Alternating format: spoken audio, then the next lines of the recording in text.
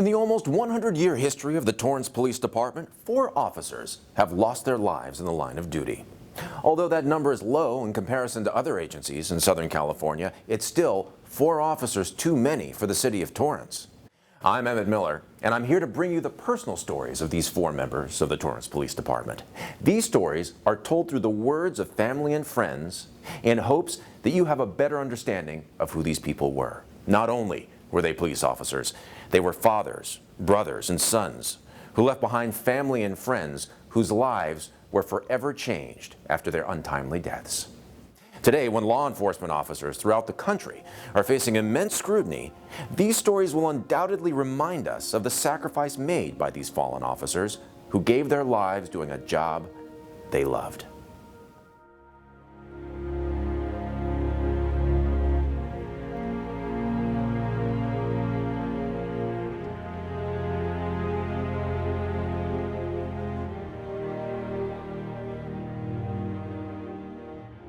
In October 1949, William Robert Lewis, or Bob, as he was affectionately called, joined the Torrance Police Department.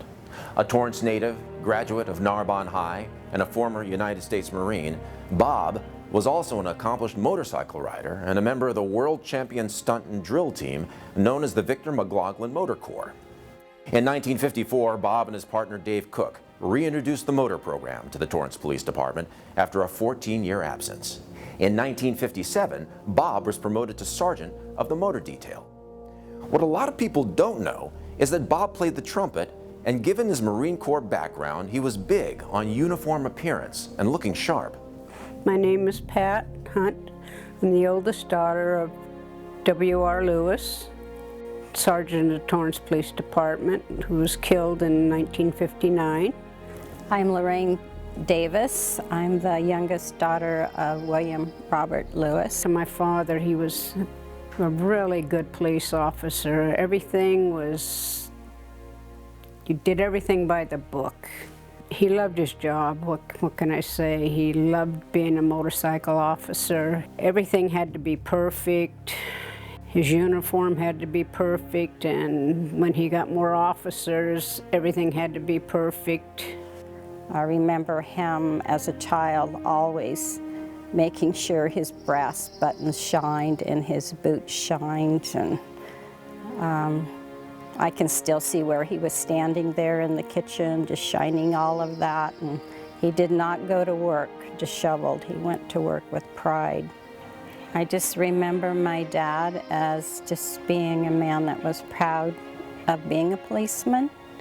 He did have respect from the young people at that time for just, you know, right was right and wrong was wrong. My brother was always speeding, and the police officers would see him go by and they'd say, "There goes Bob Lewis's kid again, speeding." And they'd turn their head, and of course my dad would hear about it. So I'm sure that he was speeding, and my dad saw him, and my dad went after him and gave him a ticket, just like he would anybody else. My dad didn't turn his head for anybody. Right was right and wrong was wrong, and I mean, us kids didn't get away with anything. On August 23, 1959, Bob and his partner, Officer Donald Lemaster, left the police station traveling south on Hawthorne Boulevard.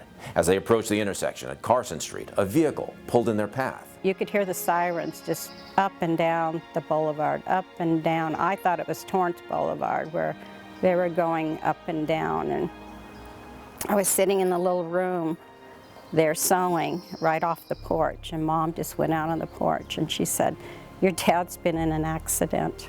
She just knew it. She just had a gut feeling. She just sensed it. He was a very gruff man, and I remember tears rolling down his eyes when I graduated. And then I lost him right after that. That was hard. And I miss him.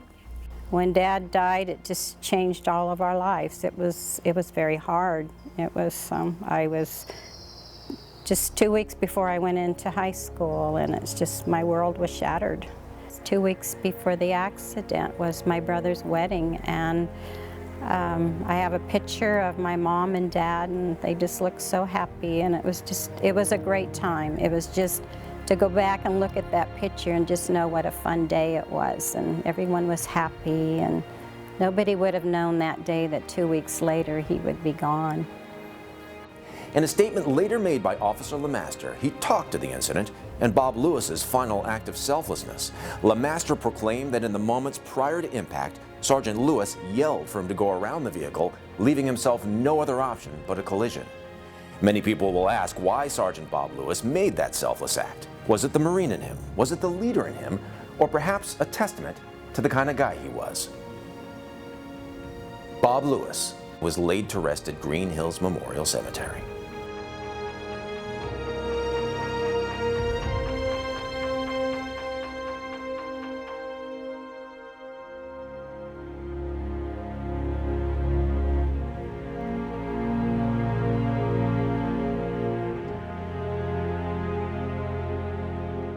David Noel Siebert was born in Long Beach, California. Although Long Beach was his home, Dave spent a lot of his early years with family in Kernville. Dave always brought smiles to family, who described him as a favorite at family gatherings. A graduate of Bellflower High School, Dave eventually obtained a degree from Long Beach State University.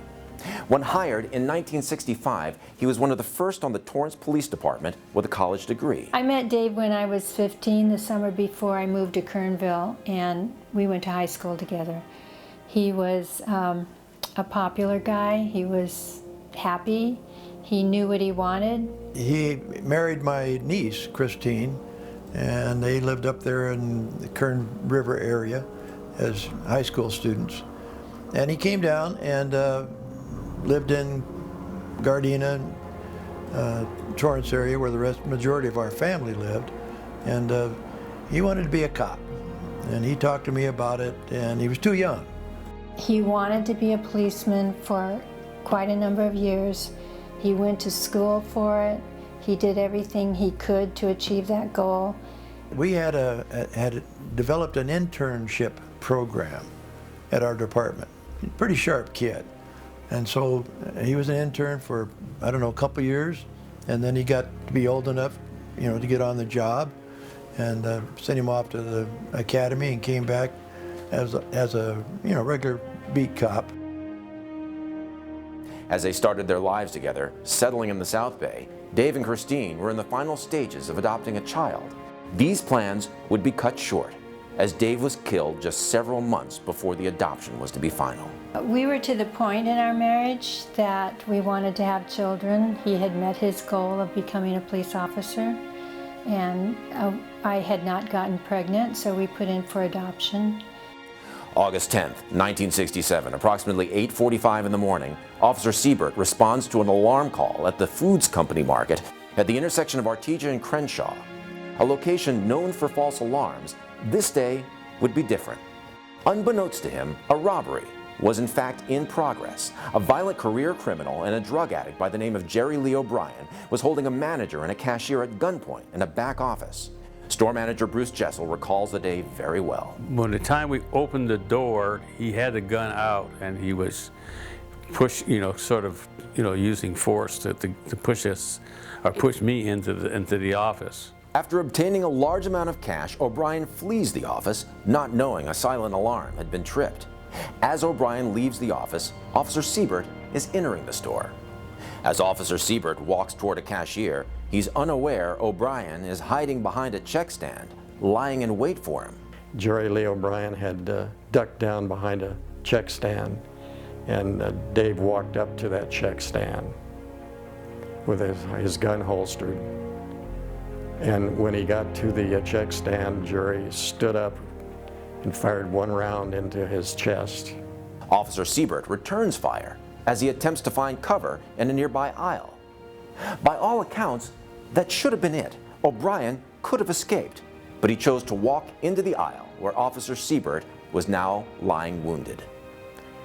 And Dave, at that time, Officer Siebert pulled his gun and fired a wild shot, and then staggered from the check stand area down an aisle towards the back of the store.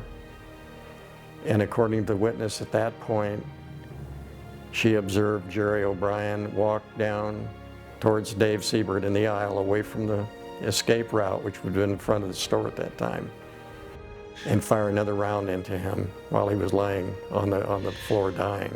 So I remember the day when Officer Siebert was killed. I was about 10 years old, and I was with my mom and my sister, and we had gone to the grocery store to go shopping, but we got there early, and the store wasn't open. So we were waiting there for it to open, and someone from inside the store, either a manager or one of the box boys or someone, came out of the front of the store and said, "Get out of here, this place is being robbed." So my mom and my sister and I, we started running out towards the parking lot, towards the cars, and as we were running, I could hear the gunshots going off.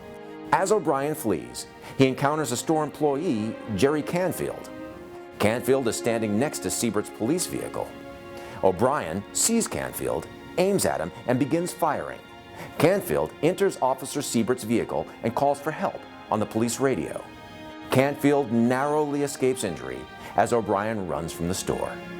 I went in the market. I remember Dave Siebert was lying on the floor of the market right near the checkout stand where he'd been shot. Sergeant Don Flaherty was also on the scene. He was on duty, and Sergeant Flaherty and I both lifted Dave Siebert onto the gurney. After a short time later, they started bringing the Officer Siebert out, and he was still alive. I could hear him groaning. I remember that. He was still alive, but obviously near death. And we rolled the gurney out to the ambulance. They put him in the ambulance and rushed him to Harbor General Hospital. Dropped everything and rushed to Harbor General Hospital. And Dave was in on a table there with half a dozen doctors around him, trying to get him stabilized enough where they could get him upstairs. Not too long after that, I was in one of the marked units, or one of the units, and over the radio, I recall the broadcast from our station that the incident was now a 187. After a 2-week manhunt, O'Brien was located and arrested in Utah. Dave had only been with the department for 2 years. Dave Siebert was laid to rest at Inglewood Park Cemetery.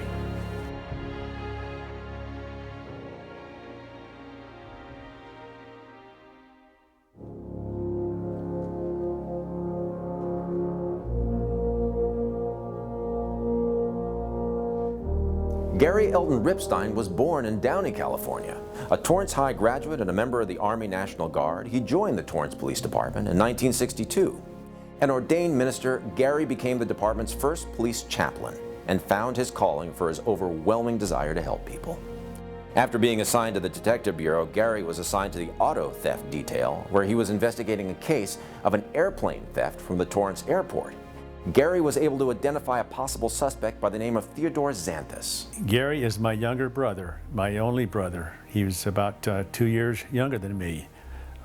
We both grew up in the Downey area and then also moved out to Beaumont, California, then back to Torrance in 1948. Gary was the kind of person that other people should aspire to be, myself included. He's the kind of a guy that in every individual he felt there was an element of good. I'm assuming it's because of his missionary experience. He was given and offered the opportunity to become the very first chaplain for the City of Torrance Police Department. He was an ordained Mormon minister, and he used that to his advantage a great deal, especially when he was interviewing people. December 21st, 1968. Gary was spending a Saturday afternoon with his kids at home when he received a phone call from the police station. He was advised that a tip had come in as to the whereabouts of the suspect in his investigation. Being the dedicated detective that he was, Gary left his kids with a neighbor and responded to the station to meet his partner, Bob Holmes. The investigation took Holmes and Ripstein to the suspect's home in Hermosa Beach. They found the apartment, knocked on the door. When they made entry into the apartment, Bob Holmes took Xanthus's wife aside and started talking to her. Gary just walked a short distance into a bedroom where Ted Xanthus was on a bed. Gary confronted the suspect in a bedroom and was immediately shot. His partner returned fire, injuring the suspect. Hermosa police officer Jack Carroll, who was off duty at the time, heard the call for help and responded. The call came out of a shooting involving a police officer at 8th Street in Ardmore. As we stopped and ran up to the front porch, we were met by Detective Holmes, who told us that his partner was in the house and was shot, and that Holmes, had shot the suspect. Detective Holmes moved the body of his partner out of the way to another part of the house. He entered the room where Gary had fallen and engaged the suspect and delivered a fatal shot. I stepped in around the wall where Xanthus was laying, and I noticed he was grappling for a gun laying on the floor over his right shoulder. And as he reached for the gun, I finally, in self-defense, had to shoot him. And I did. And that was it.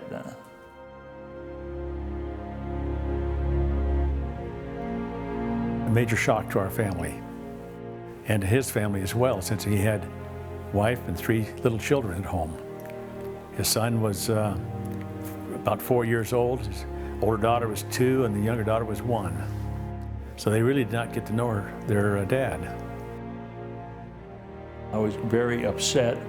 I know that Detective Ripstein passed away, and I took it quite hard, not just because a police officer got shot, but because I was told sometime along the way that he was married and had children.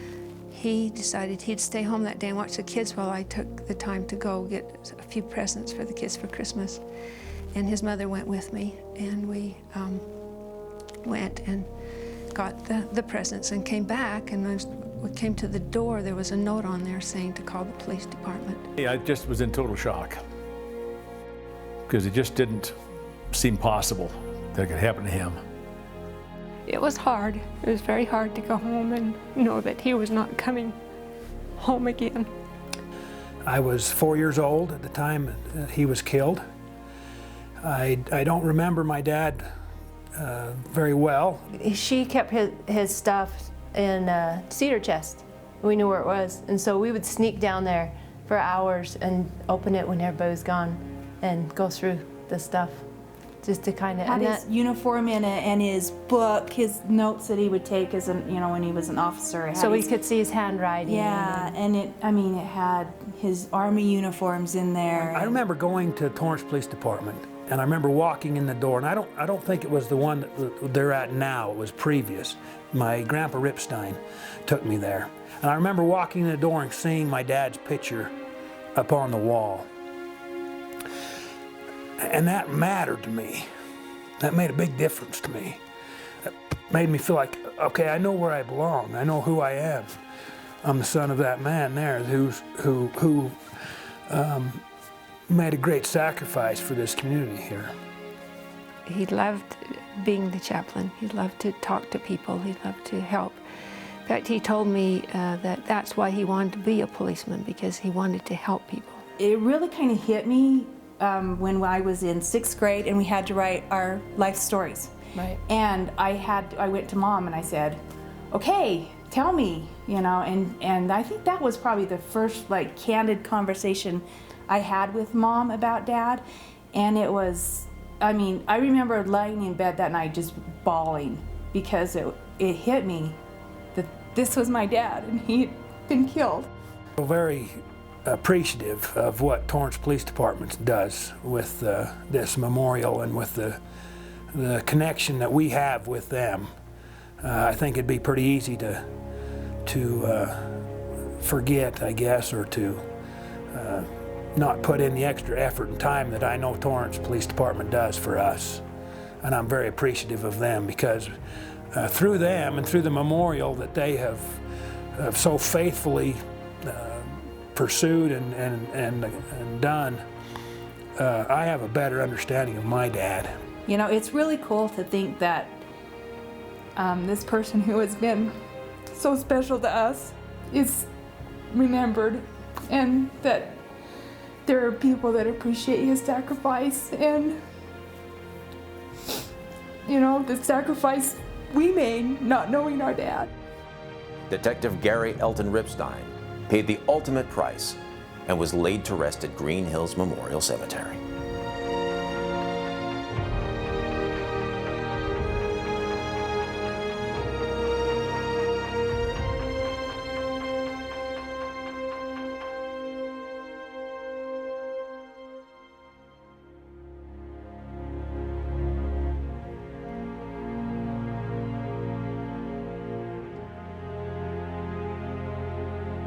Born in New York, Thomas Joseph Keller spent much of his childhood in Orange County, California, until his family moved to Santa Barbara at the age of 10.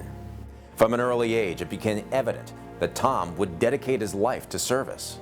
Tom, along with several close friends, became police explorers, and they dreamed of a career in law enforcement. Tom and I first met each other in about the 4th grade in Goleta, California. We grew up together, going to 6th grade camp and spending summers, weekends, and days after school together.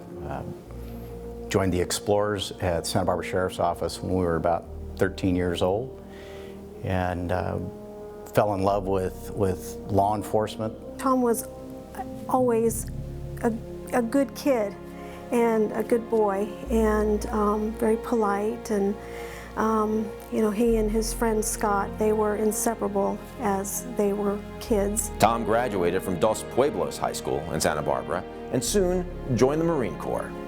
Tom always wanted to be the best at everything. Even as a Marine, he earned a position with the coveted 8th and I at Marine Barracks in Washington, D.C. After his tour with the Marines, Tom joined the Torrance Police Department in 1982. Tom and I immediately struck up a relationship because Tom was fresh out of the Marine Corps. He was a lot younger than me. I was 27 at the time. He was 21 or 22. But the service connection that we had, we immediately bonded. Whenever he put his mind to doing something, whether it was you know, whether it was school or whether it was in the Marine Corps or in the academy, if he set his sights on a goal, and he would do that. He would carry it out and just see it through. He loved being a patrol officer. At a time when community policing didn't exist, Tom was a community police officer. Heavily involved with the downtown area, Tom loved helping people and knowing his beat. Tom Keller was the downtown cop. He was a 514 car. He was a 513 car that went into the Crest Bar, that shook hands with people, that took people out, that checked on things, that went up and talked to the manager and went up and talked to the owners. He loved the city of Torrance. He really did. That was his city, and he was happy to be there. As Tom's career was taking off, he would meet and fall in love with the woman he would eventually ask to marry him. They were engaged and were to be married in August 1986. Tragically, the wedding day would never come. I wasn't scared about getting involved with a police officer because, like I said, I loved him, the man, and he just happened to be a Torrance police officer. April 17th, 1986, officers responded to a report of a man with a gun at the Torrance Sporting Goods. At the time of the call, Tom's shift was over, yet he responded to assist fellow officers. Torrance 514, clear your call, 510 assist. Man with a gun in front of the bike shop.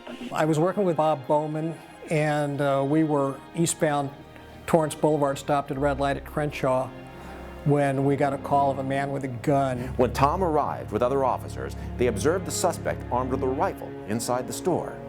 With customers and employees fleeing for their lives, officers surrounded the building. Leon Darley, who was wearing a Torrance PD raid jacket, approached the front of the store with a shotgun. We parked west of the sporting goods store, and Bob and Tom took a position behind two parked cars that were in the center of the street when it had center parking. And I came along the sidewalk on the north side and got onto the west side of the sporting goods store where it's all brick. I got the front cover with a shotgun. If you can have a, can cover the alley to the rear. Unit to cover the alley. Be advised, he has just grabbed a rifle. He's behind the counter.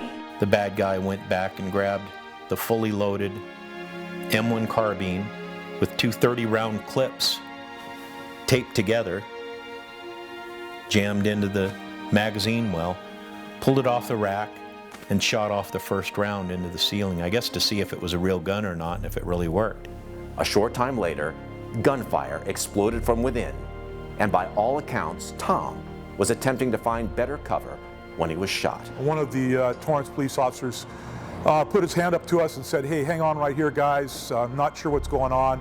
Somebody down the street fired off a couple rounds and we're still trying to figure it out."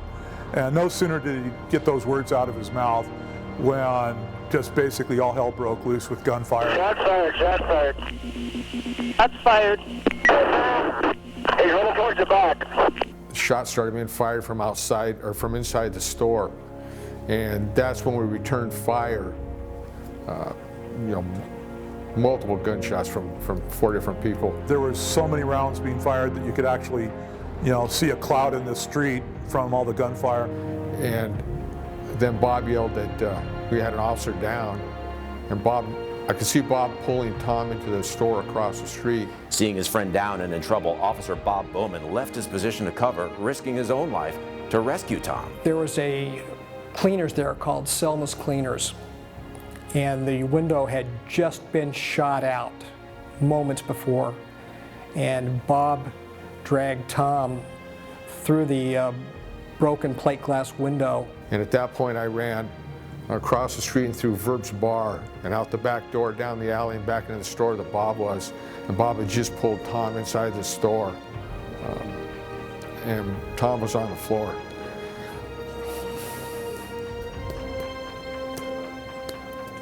And he was dead. After several hours, Torrance Police SWAT officers entered the location and found the suspect dead from a self-inflicted gunshot wound. The passing of a friend is one thing. The violent taking of another human being is another thing. You put the two of them together, and it's devastating. Contrary to what everybody says, it does not get easier. You just learn to live with it. Tom really was a wonderful son. I was blessed to have the time that I did and the influence in my life that he provided. The community support and everything was just unbelievable at the time for us. And that helped mend some of our wounds, I think, because we did have a great amount of support. At the memorial service and at the funeral, both here and down in Torrance, the number of people that showed up. Friends of the family, people we didn't know. I just couldn't believe how many people were there to pay tribute and their last respects. It was very touching. We're the last car, and we could see it had to be at least 2 miles of police cars with their lights on, and it was a great feeling to see that, the honor for Tom. Tom was survived by his mother, father, sisters, brother, and fiancé. In a multi-agency funeral procession stretching from Torrance to Santa Barbara, Thomas Joseph Keller was laid to rest in Santa Barbara, California.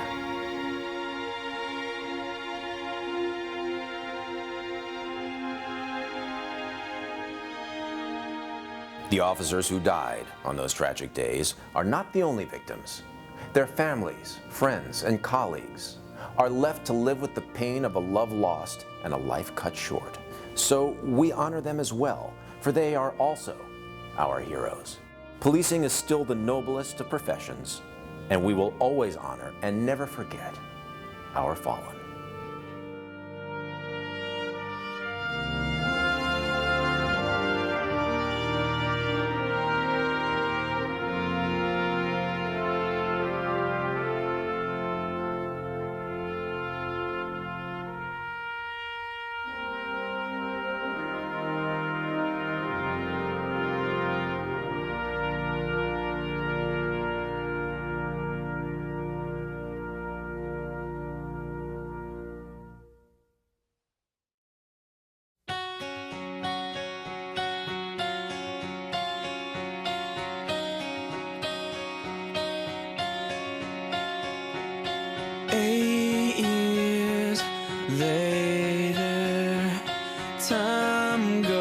by fast. Got my memories, and they will last. I try to keep it simple, cause I hate goodbyes. I try to keep it simple by telling myself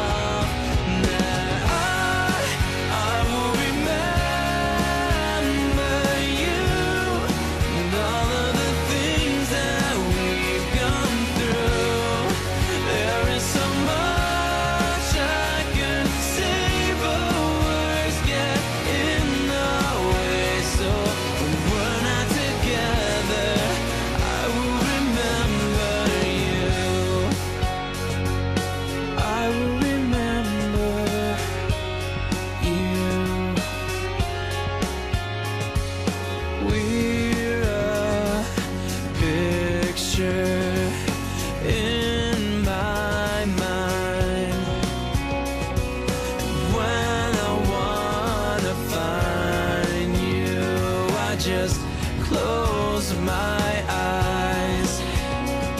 You'll never be that far from me, so don't say goodbye.